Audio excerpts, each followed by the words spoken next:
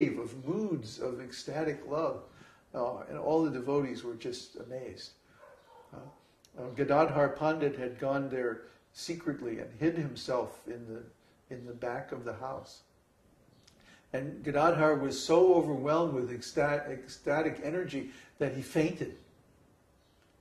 He lost consciousness. And when he came to, then he came out of his hiding place, like staggering like a drunk man, and fell on the ground in front of Lord Caitanya, was covered with his tears, and it was just too ecstatic. It was too much ecstatic.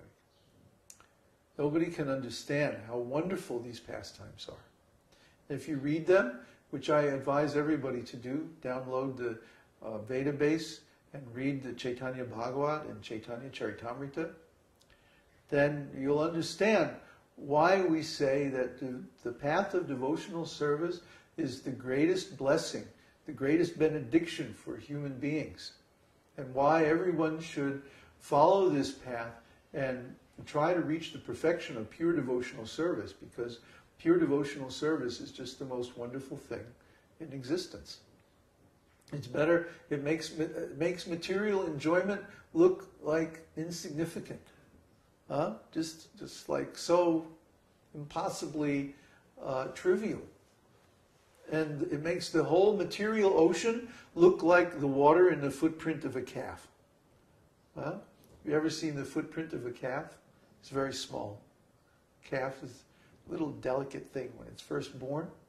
Remember those calves in Mexico? We would go by the ranch and see they keep all the newborn calves in one place.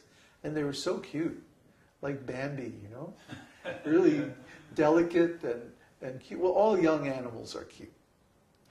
But anyway, cows they're cute anyway. So really young calves are really very, very delicate, like little deers or something, And they have little hoofs like this, and they make these little footprints in the mud. And then they fill up with water, and that water is very insignificant. So the whole material ocean that has everybody completely overwhelmed and conditioned appears to a devotee like the water in the hoofprint of a calf. And all the material enjoyment that everyone strives so hard for and competes for and dedicates their life and whole energy, it is so tiny, it's just insignificant. Because we have this eternal joy of spiritual love of Krishna. I can't begin to describe how wonderful it is. You just have to taste it for yourself. That's the only possible way you can know what it is. Even by many, many descriptions of much more poetic and much more erudite and much more intelligent than I can make, you can't understand, because those are just words. But if you taste this once in your life even, actually I think every devotee has tasted a little bit of Krishna Prema, at least once. That's how you become a devotee. Krishna reveals himself to you, at least a little bit. And you start to see that, actually, there is a person behind this whole material manifestation. There really is a spiritual world. There really is a personality of Godhead. God really is a person. Maybe you experience some synchronicity, something that's so coincidental that it couldn't be a coincidence. It has to be a person, an intelligence behind it. Or maybe you chant the holy name and you start to get a little taste, just a little dull glimmer of the glories of the spiritual world. Every devotee I've talked to, they have some story like this, where Krishna personally reveals himself to them, at least a little bit in the beginning. And that's how they become a devotee. And that's what being a devotee is. It's having a personal relationship with Krishna. So here all the devotees were waiting for Lord Caitanya. When is he, is it possible that he could become a devotee? This would be the greatest thing. And then one day, Lord Caitanya begins to manifest all the symptoms. So then, of course, the word spread among all the devotees. Oh, Nimai Pandit has become a great devotee, and now he's manifesting all these symptoms of devotional service. And so Advaita Acharya is like a mixed incarnation of Lord Shiva and Lord Narayan. And Advaita Acharya had induced Lord Caitanya to appear by going to the bank of the Ganges and offering tulsi, manjaris, and Ganges water, along with loud cries. Oh, Lord Caitanya, please manifest. Please make your appearance in this world. And this is a great secret, which is, of course, isn't like everything in Vedic knowledge. It's an open secret. That Krishna says, just offer me a leaf, a flower, and a little water, and I will accept it. So what's he talking about? Tulsi leaf. Tulsi flowers, manjari. So the tulsi is the most wonderful devotional herb. And if you offer that to Krishna, then he will be very satisfied. That's all it takes. A little tulsi manjari, a little flower, and a little Ganges water. And if you don't have Ganges water, then you can prepare Ganges water by mantra. And we've shown how to do this in our videos on the Narayan Kavacha. There's a mantra you can use to take ordinary water and turn it into Ganges water. So anyone, in any part of the world, in any condition of life, can find a little leaf, a flower, and some water and offer it to Krishna, and Krishna will be satisfied. Patram pushpam palam toyam, he says.